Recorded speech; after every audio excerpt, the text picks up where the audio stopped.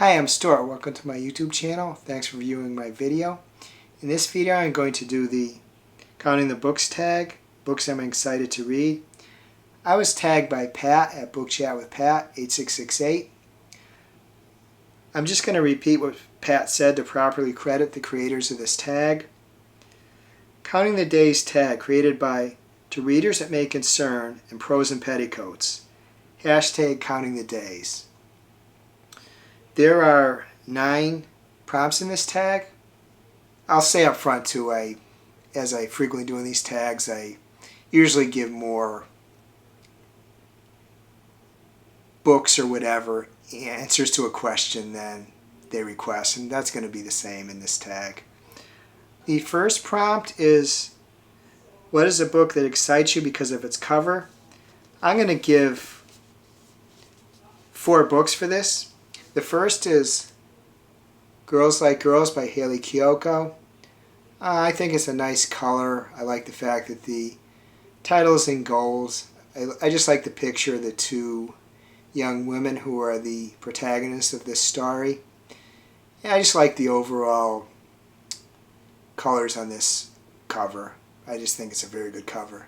Book itself, I'm still not sure about. I'm 37% through, and I haven't really decided, but I will complete it. The second book is Tegan and Sara, Junior High by Tegan Quin and Sara Quin and Tilly Walden. I just like, this is a middle grade book I haven't started yet. I just think this is a nice cover. It's got a lot of colors on it. There's a lot of little objects behind it, behind the 2 girls. I just really like the style of it. The third book is Chokehold by Christa Faust. I think I got this book because it was a $1.99 Nook book. Every day Nook has a book that is $1.99, $2.99, something like that. I don't buy too many, but I think that's why I bought this one.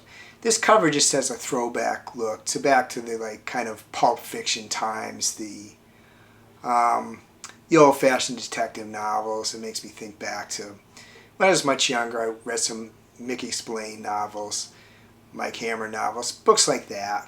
It just has a throwback vibe to it. And the final book is Gorgeous Gruesome Faces by Linda Cheng. There's just like something about this, the face and the just the vibe of the picture on it. I just like the face fills most of the frame. It just appeals to me. The second prompt is, what is a book that excites you because of its author? And that's Sleep Like Death by Bayron.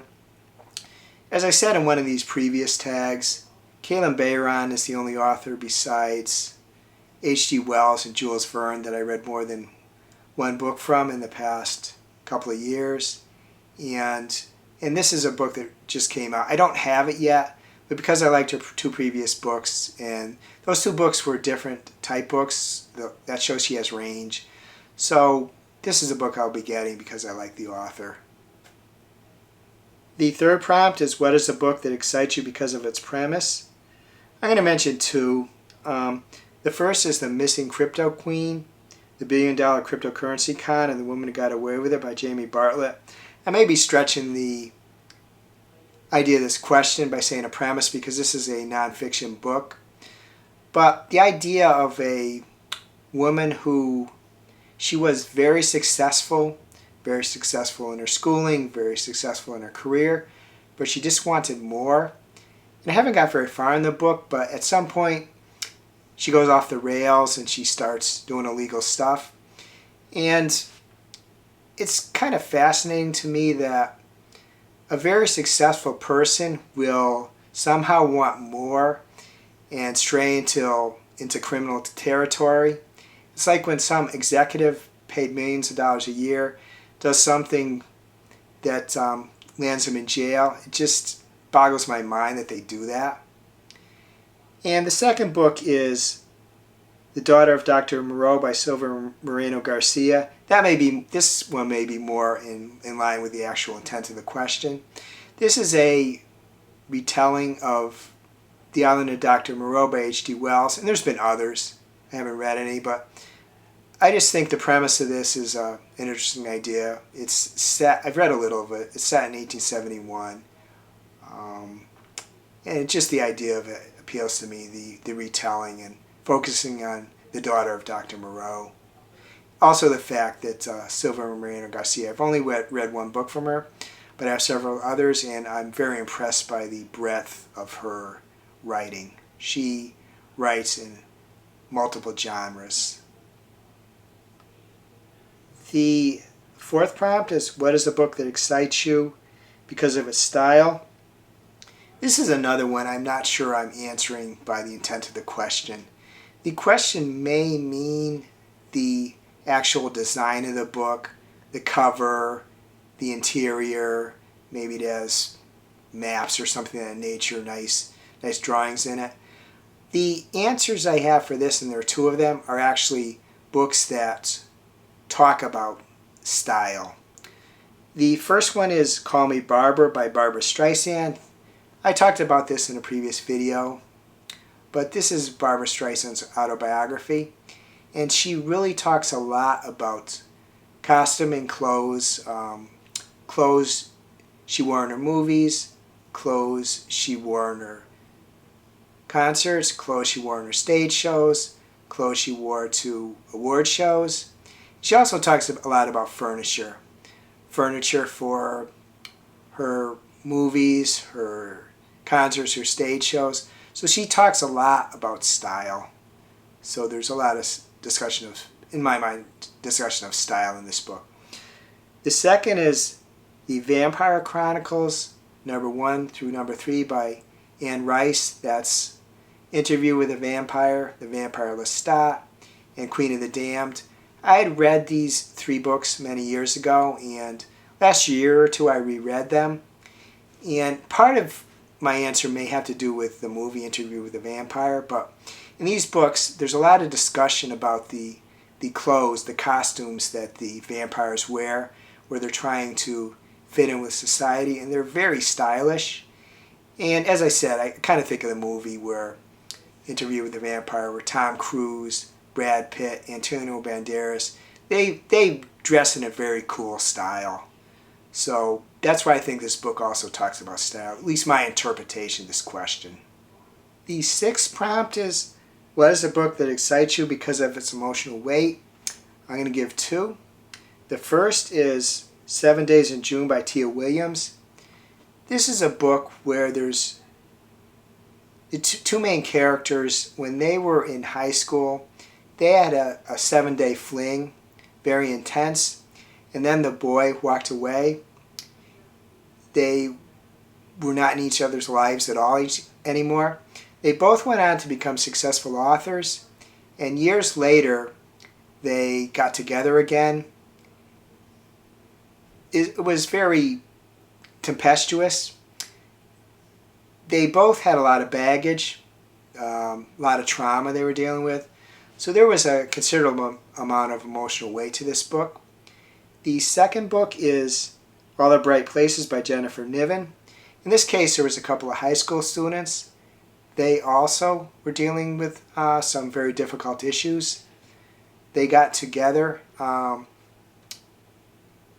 main reason I include this, though, is because in the latter part of the book, there was something that occurred.